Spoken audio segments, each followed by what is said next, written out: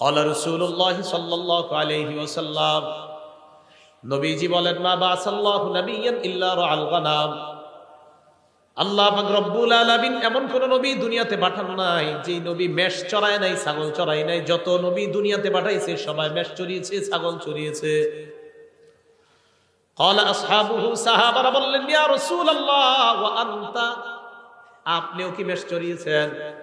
নবীজি জবাব দেয়, কুনতু আরআহা আলা qararit লি আহলি মক্কা, আমি কয়েক দিরহামের বিনিময়ে পারিশ্রমিকে আমি মক্কাবাসীর ছাগল চড়াইতাম। আমি হালাল পারিশ্রমিকে মক্কাবাসীর ছাগল চড়াইতাম, মেষ চড়াইতাম।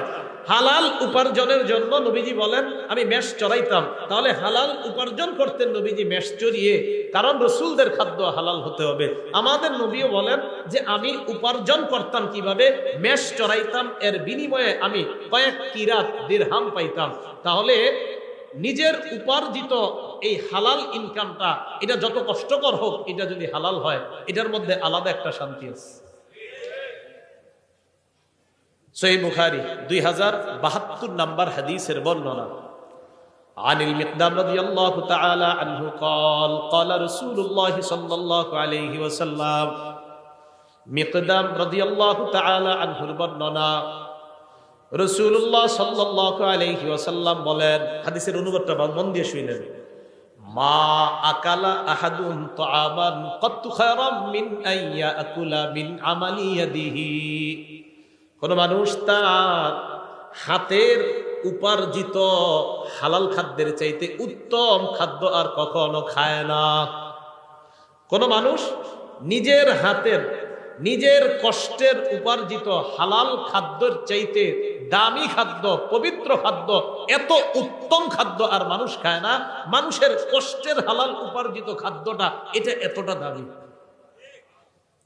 পরে কি কয় দেখেন, وإن نبي الله داود عليه الصلاة والسلام كان يأكل من عمل يده। আল্লাহ নবী দাউদ আলাইহিস সালাতু ওয়াস সালাম নিজের হাতের উপার্জিত, এই উপার্জিত ইনকামের পর ওই ইনকাম দিয়ে তিনি হালাল খাদ্য গ্রহণ করতেন। এর মানে নবী দাউদ নবীও নিজের কষ্টার্জিত হালাল খাদ্য গ্রহণ করতেন। এই হাদিস থেকে বুঝলাম আমাদের হাতে হালাল খাদ্য উপার্জন, আমাদের হাতে হালাল উপার্জনটা এবং এটা দ্বারা হালাল খাদ্য সঞ্চয় করা, এটা হলো সবচেয়ে উত্তম। নবী দাউদ আলাইহিস সালাতু ওয়াস সালাম উনিও নিজের হাতে কামাই করতেন, এই সঞ্চয়কৃত ওনার অর্থ দিয়ে উনি জীবিকা নির্বাহ করতেন। বুখারী শরীফের 2074 নম্বর হাদিসের বর্ণনা। আন আবি হুরায়রা রাদিয়াল্লাহু তাআলা আনহু قال قال رسول الله صلى الله عليه وسلم, নবীজি বলেন, লা আইয়াহতাতিবা আহাদুকুম হুজমাতান আলা যহরিহি খায়রুল লাহু মিন আইয়াসআলা আহাদান ফায়ুতিয়াহু আও ইয়ামনাআ। কি কয় দেখেন, নবীজি বলেন তোমাদের কোন ব্যক্তি কাঠের বোঝা পিঠের মধ্যে বহন করা ওই ব্যক্তির চাইতে উত্তম যে ব্যক্তি অন্য কারো কাছে ভিক্ষা চায়। কারো কাছে ভিক্ষা চায়, যার কাছে ভিক্ষা চায় সে দিতেও পারে, নাও দিতে পারে। আল্লাহ নবী কয়, ভিক্ষা চাওয়ার চাইতে কাঠ বহন করে তুমি পিঠের উপর কাঠ বহন করবা, ওই কাঠ তুমি বিক্রি করে হালাল উপার্জন করবা। আমি নবীর কাছে ওই ভিক্ষার চাইতে এই পেশা অনেক বেশি দামি। সহিহ বুখারী 2075 নম্বর হাদিস। এই হাদিসের বর্ণনাকারী জুবাইর ইবনুল আওয়াম রাদিয়াল্লাহু তাআলা আনহু।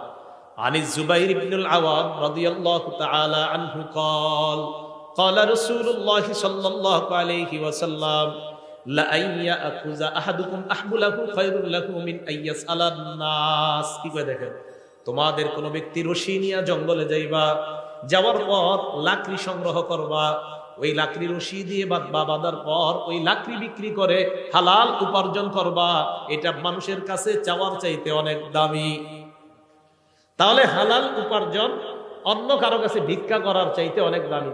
দুইটা হাত ভালো আছে, এই ভালো আছে, দুই হাত পা সব সুস্থ, আপনি ভিক্ষা করার চাইতে হাতে কোনো কাজ টাজ করে হালাল উপার্জন করা, এটা নবীজি দামি উপার্জন বললেন। আমার সাথে একটা বাংলা বলেন, বলেন ভালো মানুষের জন্য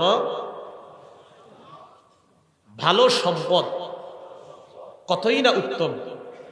আবার বলেন, ভালো মানুষের জন্য ভালো সম্পদ কতই না উত্তম। এবার একটা হাদিস শুনেন, আল আদাবুল মুফরাদিন, ইমাম বুখারীর লেখা 299 নম্বর হাদিস।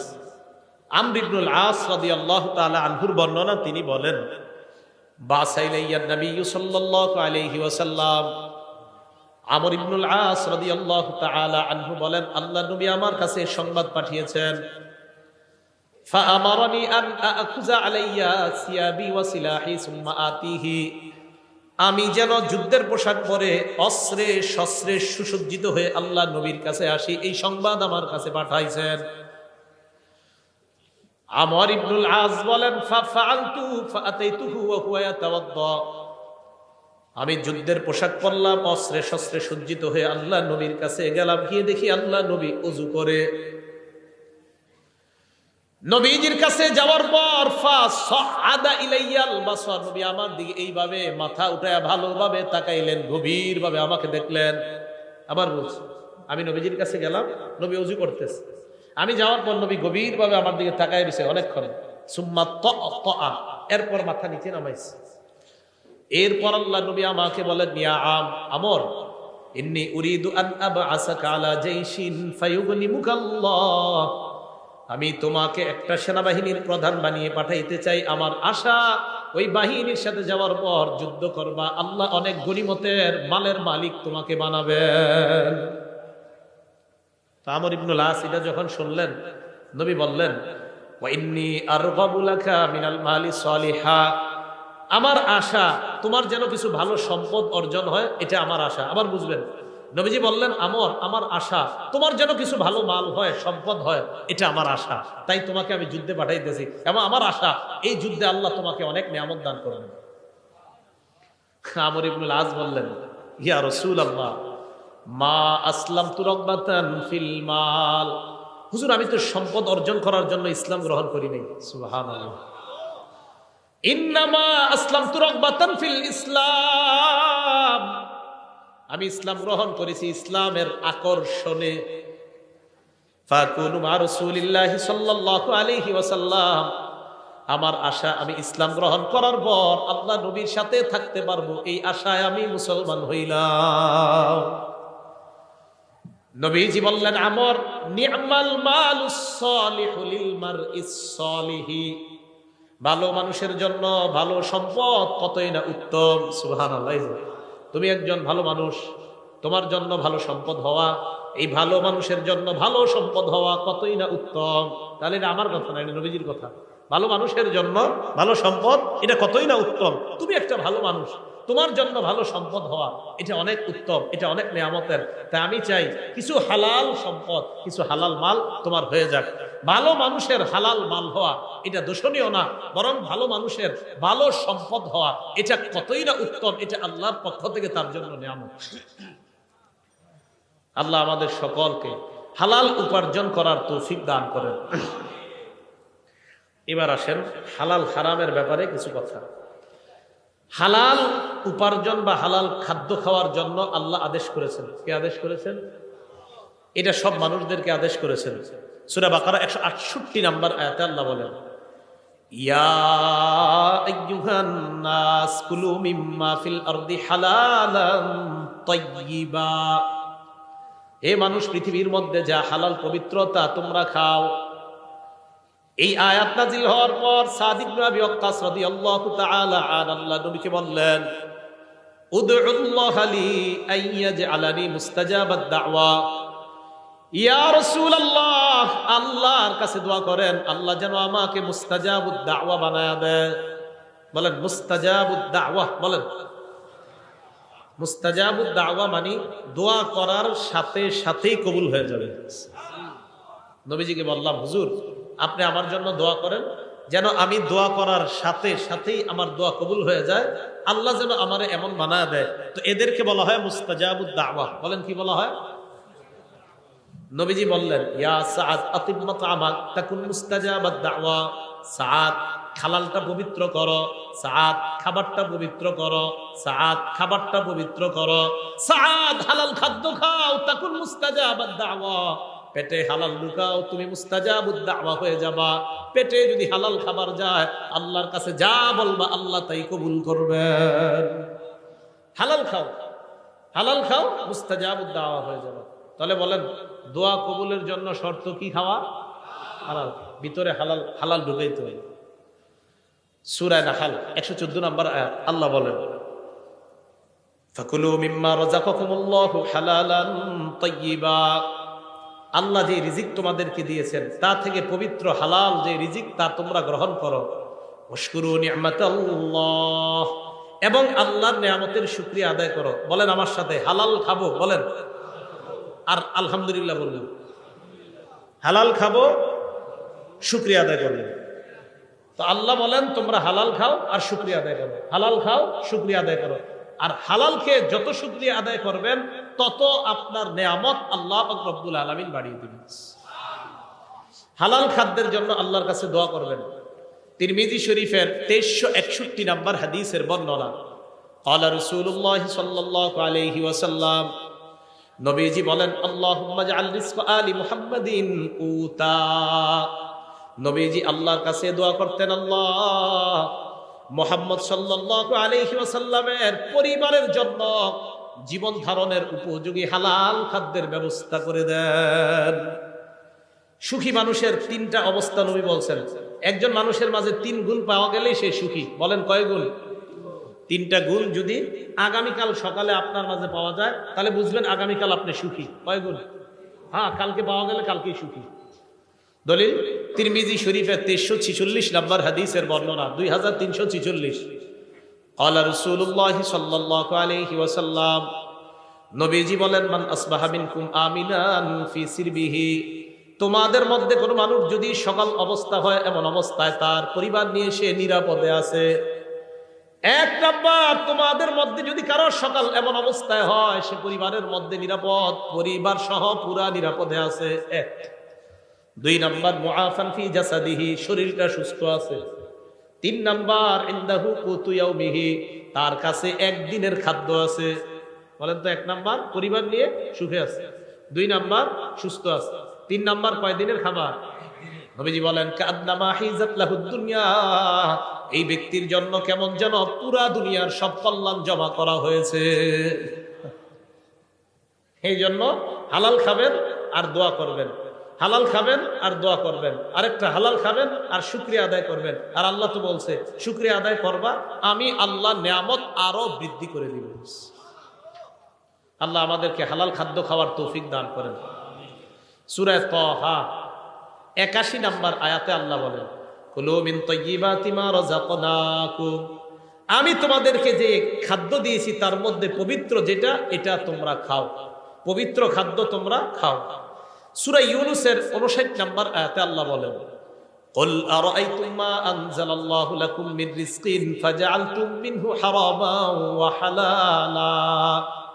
নবী আপনি বলেন, তোমরা কি ভেবে দেখেছো আল্লাহ তোমাদের জন্য যে রিজিক নাজিল করছেন ওই রিজিকের কিছু অংশ তোমরা হালাল বানাও আর কিছু অংশ তোমরা হারাম করছো। এই যে তোমরা হালাল করো আর হারাম করো, আল্লাহু আযিনা লাকুম, এই আদেশ কি আল্লাহ তোমাদেরকে দিয়েছেন? আম আলাল্লাহি তাফতারুন, নাকি তোমরা আল্লাহর নামে মিথ্যা অপবাদ দাও? এই আদেশ কি আল্লাহ তোমাদেরকে করেছেন কিছু হালাল কিছু হারাম করার জন্য, নাকি আল্লাহর নামে তোমরা মিথ্যা অপবাদ দাও? আমাদের সকলকে আমরা যেন হালালকে হালাল হিসাবে গ্রহণ করি, হারামকে হারাম হিসাবে গ্রহণ করতে পারি, আল্লাহ তৌফিক দান করেন। সহিহ বুখারী 2059 নম্বর হাদিসের বর্ণনা। এই হাদিসটা আমাদের বর্তমান যুগের সাথে আমরা মিলাই দেখেন কি বলে নবীজি। বিসমিল্লাহ, আল্লাহুম্মা লাকাল হামদু ওয়া শুকর। عن أبي هريرة رضي الله تعالى عنه قال قال رسول الله صلى الله عليه وسلم, আবু হুরায়রা রাদিয়াল্লাহু তাআলা আনহুর বর্ণনা, নবীজি সাল্লাল্লাহু আলাইহি ওয়াসাল্লাম বলেন, ইয়াতি আলান নাসি জামান, মানুষের উপর এমন একটা সময় আসবে, লা ইউবালিল মারউ মা আখাযা মিনহু, মানুষ যাচাই বাছাই করবে না কোত্থেকে সে উপার্জন করে, আমিনাল হালালি আমিনাল হারাম। নবীজি বলেন এমন একটা সময় আসবে যে সময় মানুষ পরোয়া করবে না, হালাল কামাই করলো না হারাম কামাই করলো পরোয়া করবে না, পকেটে আসলেই হয়, হালাল হোক আর হারাম হোক এটা পরোয়া করবে না। এই যুগ নবী বলছে আসবে। আপনারা বলেন এটা কি আসবে? তাখরিজু শরহি সুন্নাহ একটা কিতাব। এই কিতাবের 4113 নম্বর বর্ণনা। আন আব্দুল্লাহ ইবনে মাসউদ রাদিয়াল্লাহু তাআলা আনহু قال আব্দুল্লাহ ইবনে মাসউদ রাদিয়াল্লাহু তাআলা আনহুর বর্ণনা, তিনি বলেন, ইয়া আইয়ুহান নাস ইত্তাকুল্লাহ, হে মানুষ তোমরা আল্লাহকে ভয় করো, রিজিক অন্বেষণে তোমরা মধ্যপন্থা অবলম্বন করো। এবার যেটা বলবো অনুবাদটা মন দিয়ে শুনেন, কি কয় দেখেন। লা ইয়াহমিলান্নাকুম ইস্তিবতাউর রিজকি আন তাতলুবুহু বিমাআসিল্লাহ। হালাল পথে রিজিক তালাশ করতে গিয়ে রিজিক আসতে যদি বিলম্ব হয়, আবার বলছি, হালাল পথে রিজিক তালাশ করতে গিয়ে প্রচুর রিজিক আসতে যদি বিলম্ব হয়, রিজিক তালাশ করতেছেন, রিজিক আপনার কাছে আস্তে আস্তে আসতেছে, তো রিজিক তালাশ করতে গিয়ে রিজিক যদি আসতে বিলম্ব হয়, আব্দুল্লাহ ইবনে মাসউদ বলেন, এই রিজিক আসতে বিলম্ব হইলে তোমরা তাড়াতাড়ি রিজিক উপার্জনের জন্য কোন নাফরমানির পথ বাইছে নিবা না। আবার দেখেন কি কয়, লা ইয়াহমিলান্নাকুম ইস্তিবতাউর রিজকি, হালাল পথে রিজিক আসার বিলম্ব হওয়াটা, কি কয় দেখেন, হালাল পথে রিজিক আসার বিলম্ব হওয়াটা লা ইয়াহমিলান্নাকুম, তোমাদেরকে যেন উদ্বুদ্ধ না করে, আন তাতলুবুহু বিমাআসিল্লাহ, হালাল পথে রিজিক আসা বিলম্ব হওয়াটা তোমাদেরকে যেন হারাম পথে দ্রুত রিজিক কামায়ের প্রতি উদ্বুদ্ধ না করে। দোস্তে বলবে, কি রে কি করস, টাকা পয়সা নাই এত, আর বলিস না, ক্ষেত খামার করি কোনো মতে আসে আর কি। আরে আমি কিছু সিস্টেম শিখে আস, নিয়ে গেছে বাজারে, বাজারে গিয়ে কিছু কিছু সিস্টেম শিখাই দিছে যে এই সিস্টেমে তাড়াতাড়ি ধনী হওয়া যায়। ওলামায়ে কেরামের কাছে জিজ্ঞাসা করছে, হুজুর আমাকে এরকম সিস্টেম দিছে, আলেমরা বলছে এটা তো হারাম সিস্টেম, এটা তো সুদি সিস্টেম। কয় না, এখানে তো ইসলামের নামাজ। কিসের নামাজ? কয় এবং ওই অফিসের মধ্যে তো এটাও লেখা, পিছনে সূরা বাকারা 275 নম্বর আয়াতও লেখা আছে, আহাল্লাল্লাহুল বাই'a ওয়া হাররামার রিবা, আল্লাহ ব্যবসা হালাল করেছেন, সুদকে হারাম করেছেন। এটা তো পিছনেও লেখা আছে, এরপরে ওই অফিস কিভাবে হারাম কাজ করে? ইসলামের লেভেল, কোরআনের আয়াত আর হাদিস পিছনে লাগায়া সুদের কারবার যদি কেউ করে, এটা কিয়ামত পর্যন্ত হালাল হবে না, হারাম, এটা হারামই থাকবে। তাহলে লেভেল লাগাইলে হারাম হালাল হয়ে যায় না। কি কথা বুঝে আসছে? আচ্ছা, তিরমিজি শরীফের 2376 নম্বর হাদিসের বর্ণনা, হাদিসটা মন দিয়ে শুনেন। দুটি ক্ষুধার্ত নেকড়ে বাঘ একটি বকরির পালের মধ্যে পাঠায়া দিচ্ছেন, অনেকগুলা বকরির পালের মধ্যে দুটি ক্ষুধার্ত বাঘ পাঠায়া দিচ্ছেন। বকরি থাকবে না সব শেষ হবে? ক্বালা রাসূলুল্লাহ সাল্লাল্লাহু আলাইহি ওয়াসাল্লাম, নবীজি বলেন, মা জিবান জাইআন উরসিলা ফি গানামিন বিআফসাদালাহা মিন হিরসিল মারই আলাল মালি ওয়াশ-শারাফি লিদীনিহি। নবীজি বলেন, ক্ষুধার্ত দুইটা বাঘ বকরির পালের মধ্যে পাঠানোর পর এই ক্ষুধার্ত বাঘ বকরিগুলোর জন্য যতটা ক্ষতিকারক, এর চাইতে কোনো মানুষ সম্পদের লোভ আর মর্যাদার লোভ যদি করে, ওই মানুষের জন্য তার দিনের জন্য এর চাইতে বেশি ক্ষতিকারক। আবার বলছি, সম্পদের লোভ, মর্যাদার লোভ, দুইটা ক্ষুধার্ত নেকড়ে বাঘ বকরির পালের জন্য যতটা না ক্ষতিকারক, নবীজি বলেন সম্পদের লোভ আর মর্যাদার লোভ একটা মানুষের ধর্মের জন্য এর চাইতে বেশি ক্ষতিকারক। কেন? যে আমার সম্পদ দরকার, কি আমার 10 কোটি টাকা লাগবে, এটা হালাল পথে হোক আর হারাম পথে হোক সমস্যা নাই, লাগবে 10 কোটি। বলেন এটা কি তার ধর্ম ঠিক থাকলো না ক্ষতি হয়ে গেল? আবার মর্যাদা, ওই চেয়ারে আমাকে বসতে হবে, কিভাবে বসবো আমি জানি না, বসতেই হবে। বলেন এখন যদি অনৈতিক কোনো পথ বেছে নেয়, এটা কি তার মর্যাদা, তার ধর্মের জন্য এটা কি ঠিক থাকলো না ক্ষতিকারক হয়ে গেল? তাহলে মর্যাদা এবং সম্পদের লোভ, এই দুই লোভ মানুষের ধর্মের জন্য এতটা ক্ষতিকারক, যতটা না ক্ষতিকারক ক্ষুধার্ত নেকড়ে বাঘ বকরির জন্য এর চাইতে বেশি ক্ষতিকারক মানুষ সম্পদের লোভ অনৈতিক পন্থায় করা, আর মর্যাদার লোভ অনৈতিক পন্থায় করলে তার চাইতে বেশি ক্ষতিকারক হয়। তিরমিজি শরীফ 2416 নম্বর হাদিসের বর্ণনা। ক্বালা রাসূলুল্লাহ সাল্লাল্লাহু আলাইহি ওয়াসাল্লাম, নবীজি বলেন, লা তাজুলু কদামা ইবনি আদম হাত্তা ইউসআলা আন খামস, বনি আদমের দুই পা নড়বে না কিয়ামতের ময়দানে 5 প্রশ্ন করার আগ পর্যন্ত। বলেন কয় প্রশ্ন? 1 নাম্বার আন উমরিহি ফিমা আফনা, জীবন কোন কাজে কাটাইছেন। 2 নাম্বার আন শাবাবিহি ফিমা আবলা, যৌবন কোথায় নষ্ট করছেন। রাত 12টার পর দরজা লাগিয়ে মোবাইলটা সামনে নিয়ে যৌবন কি নষ্ট করেছেন কিনা, কিয়ামতের মাঠে এটার হিসাব দিতে হবে। 3 নাম্বার ওয়ান মালিহি মিন আইনা ইকতাসাবা, এটা বুঝেন, সম্পদ কোন পথে কামাই করেছেন, হালাল পথে কিনা। 4 নাম্বার ওয়াফিমা আনফাকা, কোথায় ব্যয় করেছেন, হালাল পথে কিনা, এই জায়গাটা একটু বুঝতে হবে। 3 নাম্বার সম্পদ হালাল পথে কামাই করেছেন কিনা। 4 নাম্বার হালাল পথে ব্যয় করেছেন কিনা।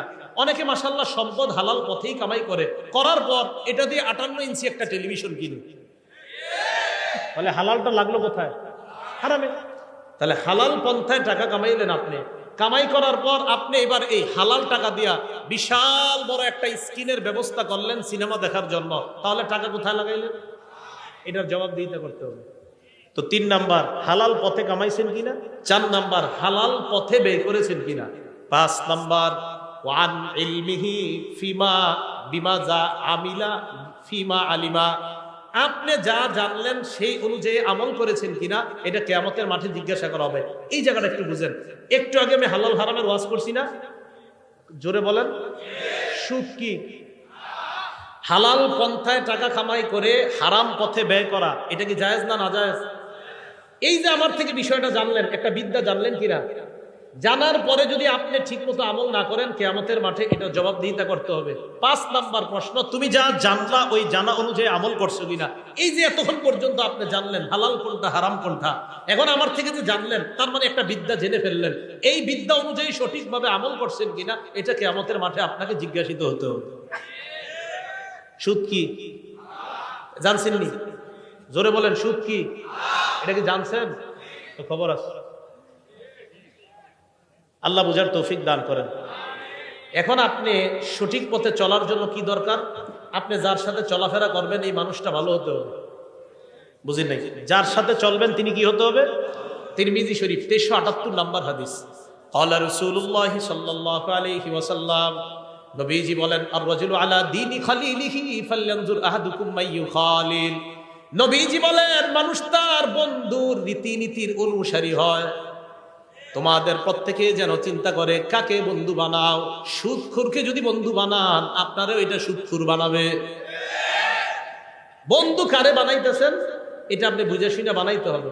মানুষ তার বন্ধুর রীতিনীতির অনুসারী হয়, অতএব মানুষ যেন চিন্তা করে যে সে কাকে বন্ধু বানায়।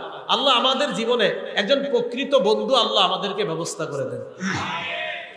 সহিহ বুখারীর একটা বর্ণনা শুনেন, 3842 নাম্বার হাদিসের বর্ণনা। আবু বকর সিদ্দিক রাদিয়াল্লাহু তাআলা আনহুর এক আশ্চর্য ঘটনা।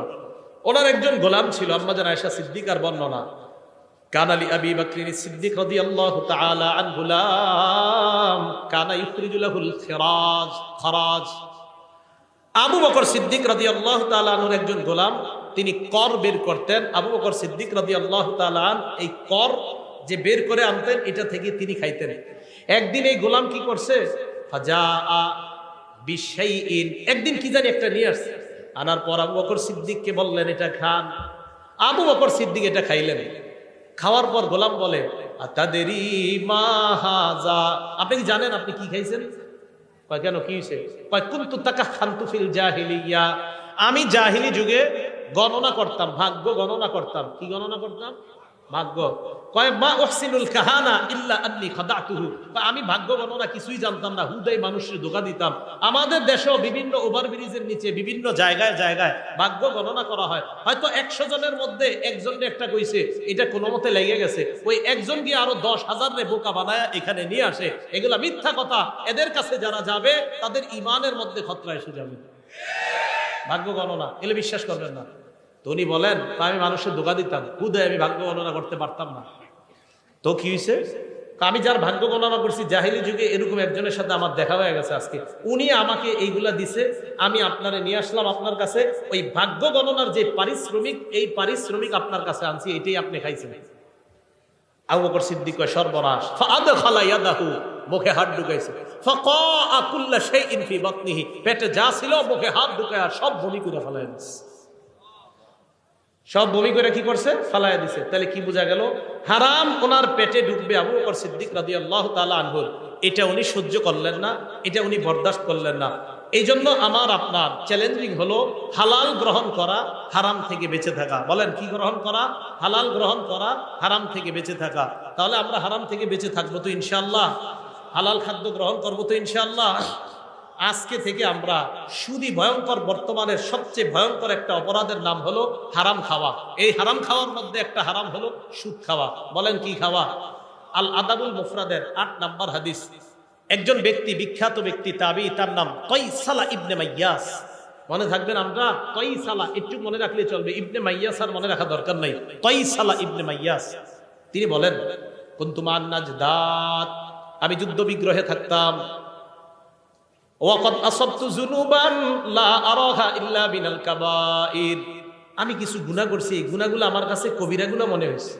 ফা যাকারতু যালিকা লি ইবনে ওমর, আমি এই গুনাহগুলো আব্দুল্লাহ ইবনে ওমরকে জানাইছি।